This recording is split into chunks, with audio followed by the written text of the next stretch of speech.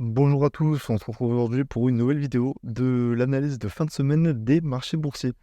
Donc on va voir un petit peu ce qui s'est passé cette semaine sur les différents indices et on va aussi regarder du coup la situation du CAC 40 et ses différentes actions. Ça peut être assez intéressant si si vous avez un portefeuille PEA ou si vous simplement vous voulez investir du coup en ETF, voir un petit peu ce qui se passe et aussi vous donner quelques points d'entrée pour de l'investissement en ETF. Voilà, voilà.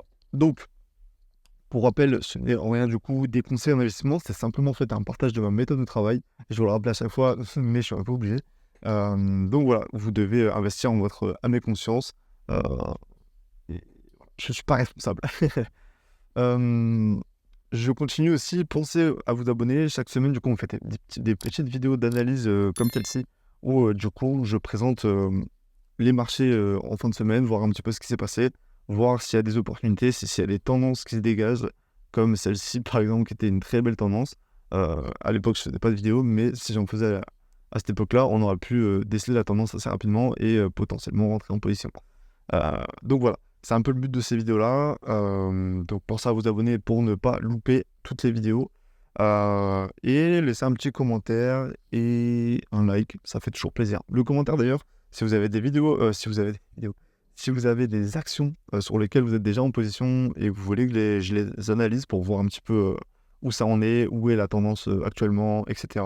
Je me ferai un plaisir de le faire. Et pareil, si vous avez des actions que vous surveillez et où vous attendez potentiellement un point d'entrée, n'hésitez pas à me les mettre dans les commentaires et je me ferai aussi un plaisir de donner mon point de vue là-dessus. Voilà, bon, ce rappel étant fait, etc., on va commencer directement et comme on le voit, ça c'est du coup l'ETF monde, euh, donc ouais, l'ETF mondial. Donc là on a la situation en fait euh, économique en fait mondiale. Donc ça reflète un peu les Américains, vous verrez, c'est quasiment similaire, hein. De toute façon, je crois que c'est pondéré avec pas mal de valeurs américaines, donc forcément si les Américains chutent, le TF Monde va chuter aussi, plus que si les Chinois chutent. Le TF Monde ne va pas forcément chuter énormément. Voilà, donc ça nous donne quand même une indication sur le marché un peu dans sa globalité, parce que de toute façon c'est les Américains qui font la pluie et le beau temps. Donc on le voit, là en fait cette semaine ça a bien corrigé et ça craint un peu. Ça craint un peu, je vais vous dire pourquoi, il y a plusieurs raisons qui font que ça craigne. Mais bon, on va pas analyser chaque graphique par graphique parce que de toute façon c'est à peu près tous les mêmes et ça va être à peu près la même chose. Donc on va prendre celui-ci par exemple ou celui-ci qui va peut-être un peu mieux représenter ce que je veux vous expliquer. Ce qu'il y a, c'est que là, cette semaine, du coup, en fait, on a eu une très vilaine bougie. C'est quasiment en fait un maraboutou. Un maraboutou, c'est une bougie quand il n'y a pas de mèche.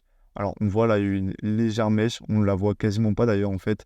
Euh, ouais, c'est quasiment, en fait, voilà, on peut dire que c'est un maraboutou. De toute façon, c'est à une légère mèche près, c'est ça.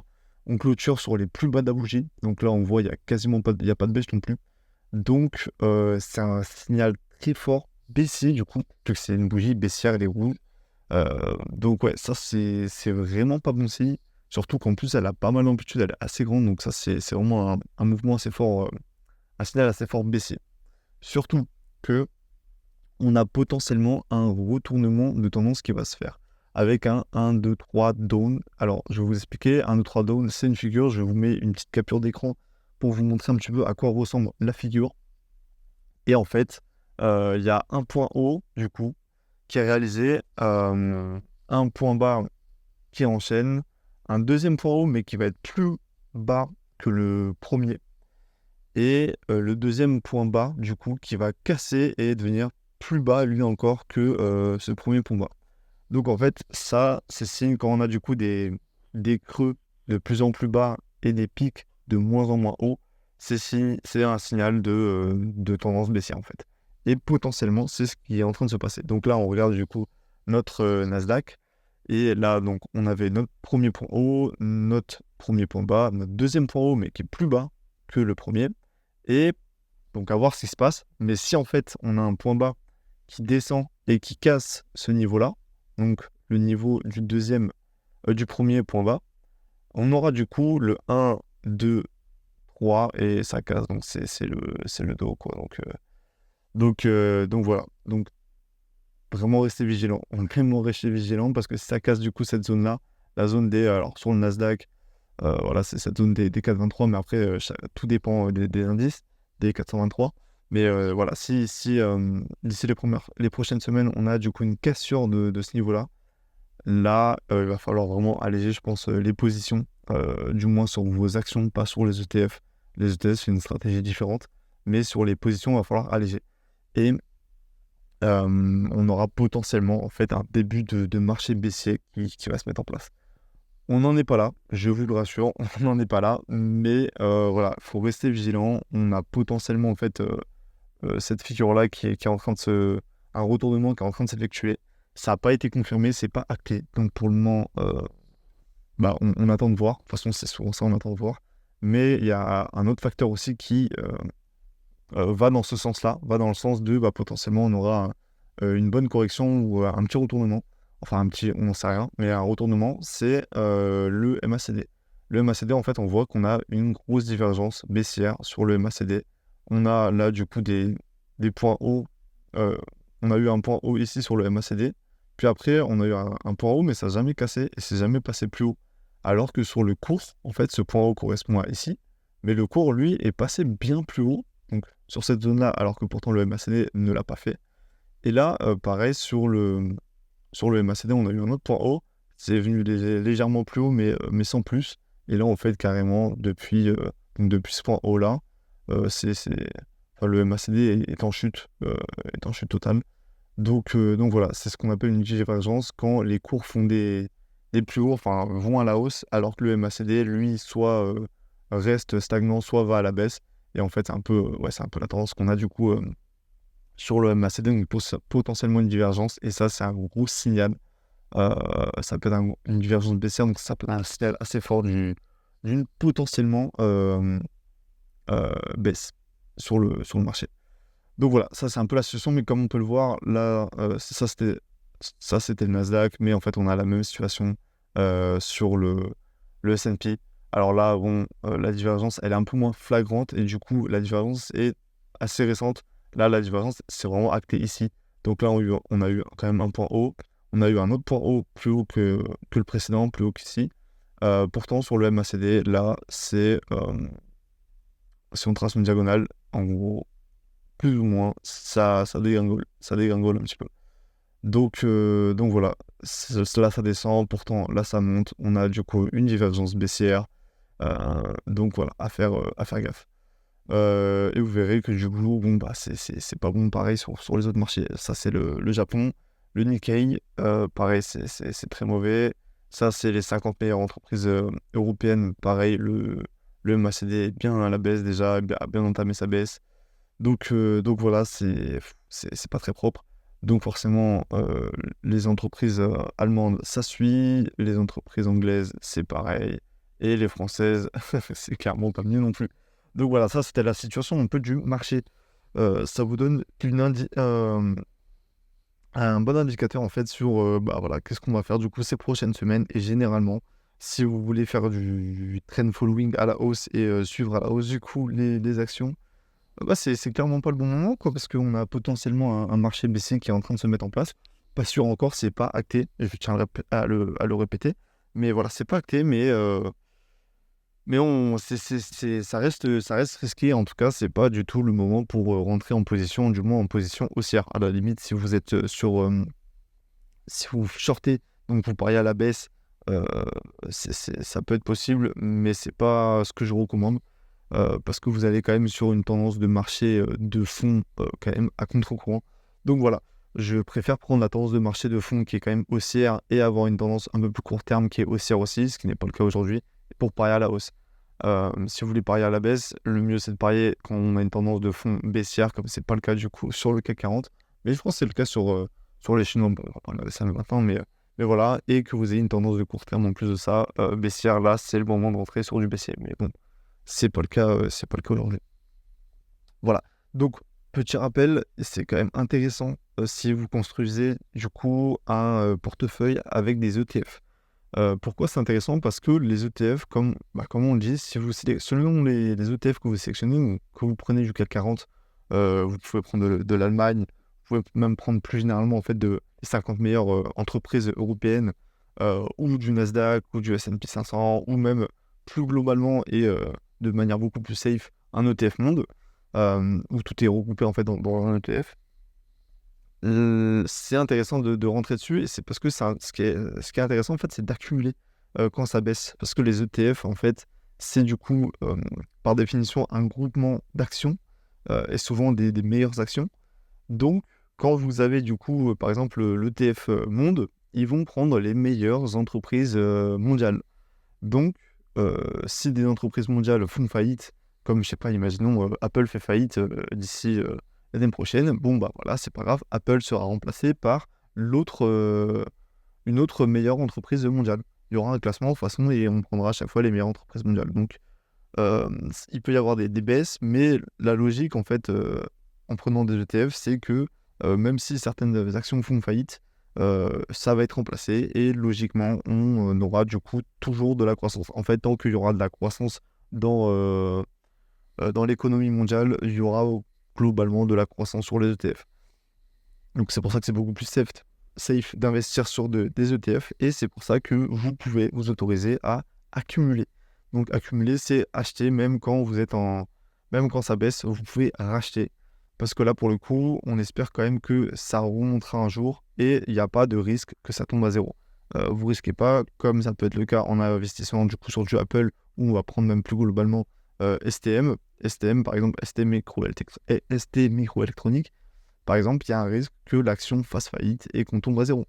C'est déjà arrivé, il y a énormément de cas où plein d'actions ont fait faillite et sont tombées à zéro. Je crois que c'est le cas de... Je vais regarder, mais je crois que c'est le cas de Orpea, par exemple. Ah bah, on le trouve même plus. Alors, attendez. Ah, je crois qu'on peut même pas retrouver Orpea. Ou alors je le tape n'importe comment, mais il me semblait que c'était comme ça. Bon, je le retrouve même pas, mais je crois que c'est le cas d'Orpea qui a fait complètement faillite. Donc tous ceux qui étaient là, ah trop cool, ça baisse, bah je vais investir, ça va bien remonter un jour.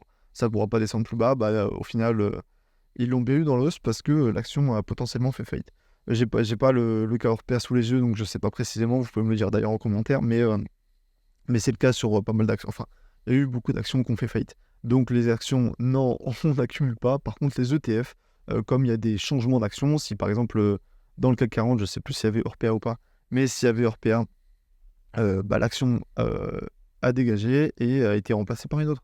Donc c'est pour ça, vous pouvez accumuler des ETF sans problème. Et le meilleur endroit pour les accumuler, justement, c'est quand ça baisse, et de les acheter sur des zones de support. Les zones de support, par exemple, sur, sur l'ETF Monde, en fait, la prochaine zone de support, du coup, ça va être cette zone-là.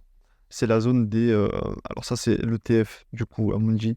Voilà, si vous voulez, donc, le code, c'est LCVD. Mais voilà, donc je vais pas forcément donner les zones, mais la zone, on a une zone ici, du coup, parce que c'est la zone de support, la zone des 16. Mais si on regarde, du coup, le Nasdaq, la prochaine zone, alors, en soi, on en a plusieurs, mais on a aussi du coup une zone ici. Ça, c'était le précédent creux sur lesquels les cours peuvent toujours rebondir. Donc la zone des 426 à peu près. Donc là, vous pouvez très bien acheter, par exemple, une action, enfin, un ETF du Nasdaq ici, en racheter un autre peut-être ici. J'ai peut-être pas le meilleur graphique là pour le Nasdaq, mais on va regarder dans les graphiques ETF. Euh, hop. Là, du coup, j'ai vraiment des ETF bien précis. Donc ça, c'est l'ETF S&P 500. Donc voilà. ETF S&P 500, la prochaine zone clé, voilà, ça va être ici. Donc la zone des 500 et quelques. Ah non, c'était pas l'ETF, excusez-moi. Voilà. Là, on a vraiment les ETF. On reprend. Là, c'est le Nasdaq 100. Bon, voilà, le Nasdaq 100, ça, c'est un ETF en plus compatible avec le PEA. Donc, je vous le donne, c'est le PUST. Donc, c'est l'Ixor PEA Nasdaq 100. Donc, ça, c'est les 100 entreprises du Nasdaq. Là, voilà, c'est un ETF qui coûte du coup actuellement 66,78 €. Et le prochain point d'entrée, du coup, pour rentrer sur cet ETF, si vous voulez accumuler dans le Nasdaq, ça va être cette zone-là, la zone des 64,63 €. Pareil, ça, c'est du coup le S&P 500 en version ETF, pareil, compatible avec le PEA. Donc je vous le donne, c'est le PESP5. Pareil, un ETF de Lixor. Donc il reprend les 500 meilleures entreprises européennes. Et là, la prochaine zone clé, alors, grossièrement, c'est sûr qu'il y en a une à 40 euros. La zone des 40 euros, ça va être une zone clé.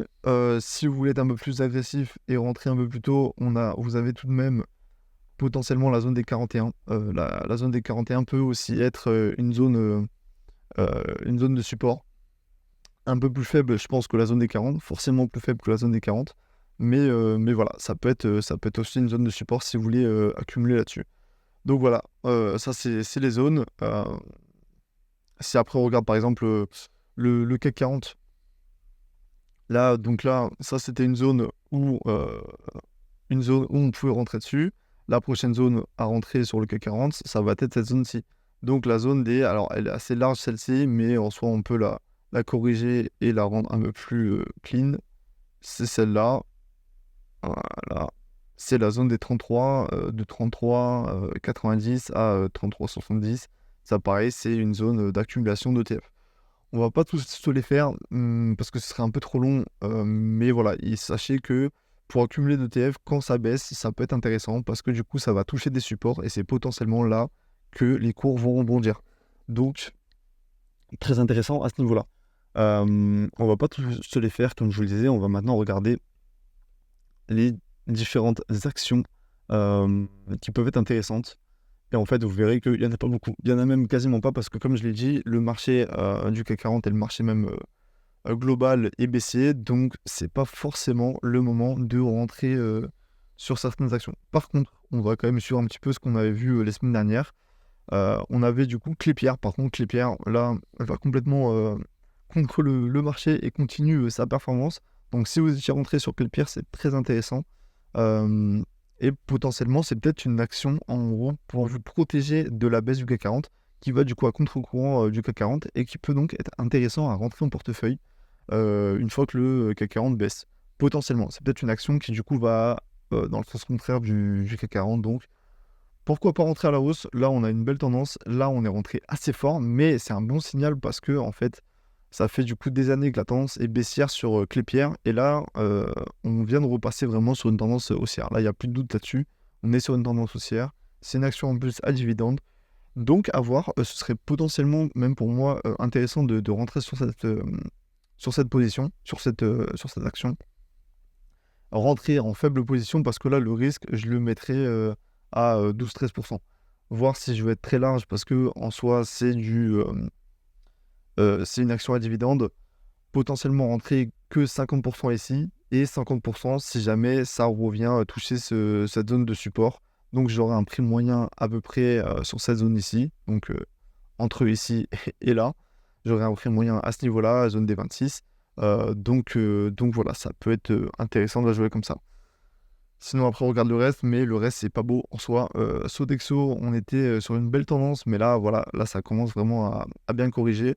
La tendance du court terme est repassée un peu baissière. C'est pas catastrophique pour le moment, mais voilà, on a une oblique plus ou moins descendante comme ça. Puis on a quand même, on a tout de même un support qui essaye de maintenir malgré tous les cours. Voilà, ici.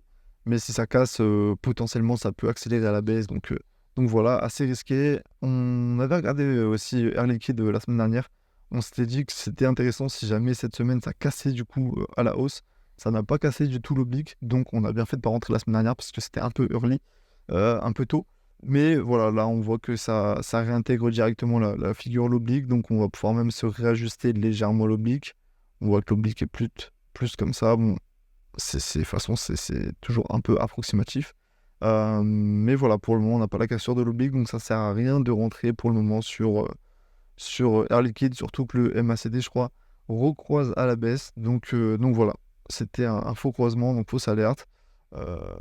On peut continuer à la surveiller parce que l'action reste tout de même très intéressante sur le très long terme. Mais voilà, pour le moment, on n'a pas de point d'entrée. On va continuer aussi rapidement, donc faire un tour STM, ça c'est un peu la catastrophe. De toute façon, on l'a vu tout à l'heure, mais ça c'était pas déjà en grande forme. Et là, avec la situation économique mondiale, c'est toujours pas en grande forme. Ça continue à baisser fortement. Donc dommage, très belle action, mais là pour le moment c'est la dégringolade. Michelin tient, mais pareil, on a toujours une oblique baissière qui tire les cours un peu vers le bas. Donc c'est pas dingo à ce niveau-là aussi. Et Sanofi, par contre, ça c'était la bonne opportunité il y a quelques semaines. Je sais pas si vous avez vu les vidéos, mais je vous l'avais présenté du coup sur cette cassure-là, ou peut-être même un peu avant, je sais plus. Sur cette cassure-là, ça pouvait être intéressant de rentrer, mais on était un poil, on était rentré un peu fort. Et je vous disais, bon bah voilà, ce qui serait intéressant, c'est potentiellement, si ça descend un petit peu, rentrer sur un meilleur prix. Mais il faut pas que la bougie soit trop vénère non plus. Donc là, c'est cool parce qu'on a eu 2 bougies où potentiellement on pouvait rentrer. C'était sympa, mais le problème, en fait, c'est qu'on a quand même, en rentrant sur Sanofi, on va un peu aussi contre le marché. Donc on avait quand même ce risque. Donc c'est pas un risque que j'ai souhaité prendre, surtout que le ratio gain-risque pour ce trade n'était pas fou. Mais voilà, on voit que c'est quand même, enfin c'est passé en tout cas. Sanofi est parti chercher du coup cette zone de résistance, donc qui a été tenue quand même pendant de nombreux mois, même depuis 2022, depuis mars 2022, donc c'est assez dingue. Moi, si j'étais vous et que si vous êtes en position du coup sur Sanofi, je sortirais maintenant. On a eu du coup la zone des 104 euros. C'est bon, c'était l'objectif. L'objectif a été cherché, a été même cherché, même un peu plus haut. Pour le moment, là, je pense que c'est le moment de sortir parce qu'on est déjà sur une zone de résistance. En plus de ça, on a eu un gap. Alors, les gaps, il y a toute une explication sur les gaps, mais il y a plusieurs types de gaps. Et pour moi, on sait pas quel type de gap c'est, mais potentiellement, ça peut être un gap de fin de tendance, donc d'essoufflement. En gros, voilà, c'est le dernier gap avant un retournement potentiellement à la baisse. Donc ce gap-là, si c'est un gap d'essoufflement, logiquement, d'ici la semaine prochaine ou la semaine suivante, ou maximum la semaine d'après, va être comblé. Donc, voilà. À voir. Pour le moment, c'est pas. Peut-être c'est un gap de continu de continue, ouais, je sais pas comment dire, de continuité peut-être, mais où la tendance du coup va continuer à la hausse, mais j'en doute parce qu'on est déjà sur, comme je vous le disais, la zone de résistance. En plus de ça, la bougie n'est pas très belle, on a quand même une belle mèche haute, donc ça, on voit que les acheteurs ont pris le dessus sur cette partie-là, donc à voir comment ça se passe dans les prochaines semaines, mais pour moi, si j'étais à votre place, je sortirais. On va regarder vite fait aussi, faire un petit tour pour voir s'il n'y a pas d'autres opportunités. Mais voilà, on voit que c'est pas fameux. Schneider aussi, c'est pas dingue. Je vais regarder l'action, donc AXA. AXA, c'est cool, ça a continué à monter cette semaine. Mais voilà, pareil, c'est ouais, la bougie n'est pas fameuse. On n'est pas sur quelque chose de super. Alors c'est cool parce que je crois que j'étais rentré à peu près ici, donc on est toujours en positif, ça continue à monter, et la tendance est toujours bonne. Mais voilà, est-ce que maintenant c'est toujours le moment pour rentrer? Je ne crois pas. Je pense que là, pour le moment, le mieux c'est d'attendre pour voir ce qui se passe un petit peu.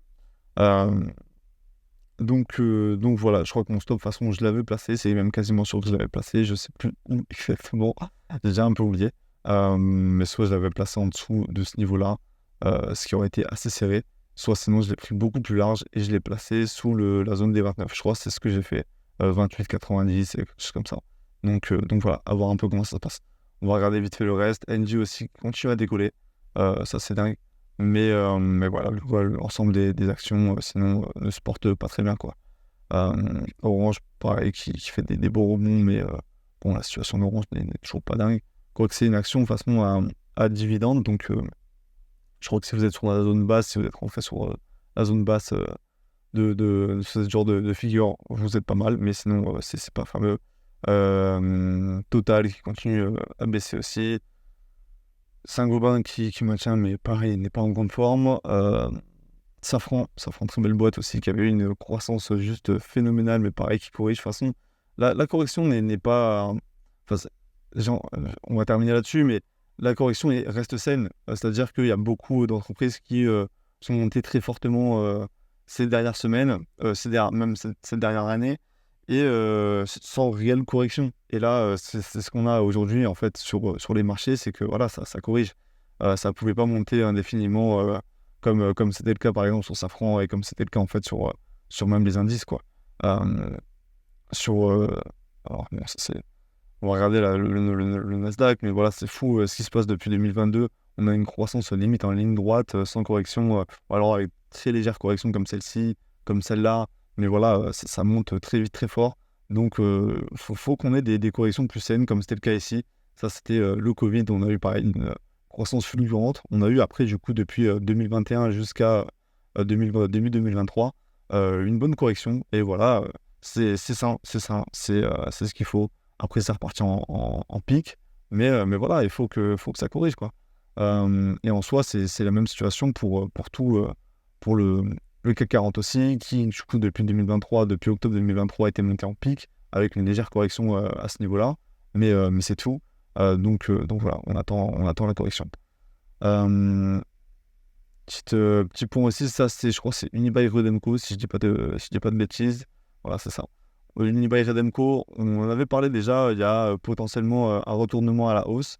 On voit que l'action est toujours pas mal, hein. Alors oui, ça avait corrigé, et de toute façon c'est normal parce que le marché corrige en règle générale, mais l'action n'est toujours pas revenue en tendance baissière. Donc voilà, ça peut être toujours intéressant à surveiller et voir si on n'a pas des points d'entrée plus intéressants. On va regarder aussi Carrefour, histoire de finir là-dessus, mais voilà, pas très intéressant forcément. De toute façon, Carrefour, c'est pas vraiment le genre de boîte que j'aime regarder. C'est un peu comme Orange, les boîtes à dividendes ou quoi. J'essaie d'éviter. Et je crois que Carrefour, en plus, je sais même pas s'ils fournissent vraiment des gros dividendes ou quoi, mais bon, bref. C'est pas le genre d'action que je regarde. Ce qui est plutôt intéressant, c'est voilà, ce genre d'action type LVMH qui sont vraiment dingues. Mais voilà, vous voyez, LVMH, waouh, c'est assez dingue la baffe qu'ils se sont prise la semaine dernière, quoi. Ouais, je pense que ça va être pareil sur LVMH, j'étais sur Hermès d'ailleurs, excusez-moi. Mais LVMH, c'est pas préparé là, une bonne claque, donc voilà. Bon, c'est tout sur du coup cette vidéo assez longue quand même, 26 minutes. Et je pense qu'il y avait quand même pas mal à dire par rapport aux ETF, la stratégie, et voir un petit peu la situation, dans quelle situation on était pour les actions. Donc je pense que ça peut être assez formateur. De toute façon, le plus formateur en fait dans la bourse, c'est de voir un petit peu tout ce qui se passe. Si vous êtes bon sur les marchés aussi, bon j'ai envie de dire facile, mais si vous arrivez à être bon et en fait surtout à pas trop perdre lors des marchés baissiers, c'est là que en fait c'est comme ça que vous allez du coup devenir un meilleur investisseur. C'est en étant à la fois très bon sur les marchés haussiers, donc vous arrivez à faire pas mal de bénéfices, et sur les marchés baissiers, soit réussir à ne pas trop perdre, limiter les pertes, soit, alors là, si vous êtes vraiment exceptionnel, réussir à faire des gains aussi. Mais bon, là, c'est ça, pour arriver à ce niveau-là, faut être dans. C'est même pas le top 1% des traders et des investisseurs. Enfin, faut vraiment être très fort, quoi. Donc bon, bref. Mais tout ça pour dire que ces tendances, quand vous avez des tendances haussières, des tendances baissières, des corrections, des stagnations, en fait, ça va vous faire prendre en expérience. Donc, vous devez passer en fait par ces phases un peu chiantes, parce que pour votre portefeuille, forcément, on prend un coup. Mais c'est là que vous allez apprendre, et c'est en ayant vécu du coup plusieurs phases haussières, plusieurs phases baissières, que vous allez devenir un meilleur investisseur. Voilà. Bon, écoutez, moi, là-dessus, ça va être la fin de la vidéo. 30 minutes, on va quand même perdre 30 minutes, c'est dingue. Fin de la vidéo, on se retrouve pas la semaine prochaine, malheureusement. Je serai sûrement occupé, je vais essayer de vous prendre quand même une vidéo la semaine prochaine, mais c'est vraiment pas sûr. Donc si jamais, on se retrouve la semaine suivante. Donc voilà, de toute façon, tant qu'on est en tendance baissière, le conseil que je peux vous donner, alors, c'est pas un conseil d'investissement, mais selon moi, on sort du marché, donc on attend, on prend des vacances. Voilà, on a encaissé pendant plusieurs mois, là, si on est en tendance baissière, voilà, on attend que la tendance se tasse, on sort un peu de nos positions, et voilà, on attend que ça se passe. Et quand on reviendra un peu plus haussier, là, ok, on se remet devant les graphes, on regarde les points d'entrée, où ça peut être intéressant de rentrer, et voilà, quoi. Enfin bref, c'était tout du coup pour cette vidéo. Pensez à vous abonner pour ne pas louper les prochaines vidéos. N'hésitez pas du coup à mettre dans les commentaires s'il y a des sujets encore qui vous paraissent un peu flous sur l'investissement, notamment sur l'analyse technique, l'analyse graphique ou quoi que ce soit. Je me ferai un plaisir de vous expliquer ça en vidéo. Sur ce, je vous souhaite une très bonne journée et un bon week-end. Allez, ciao, à plus.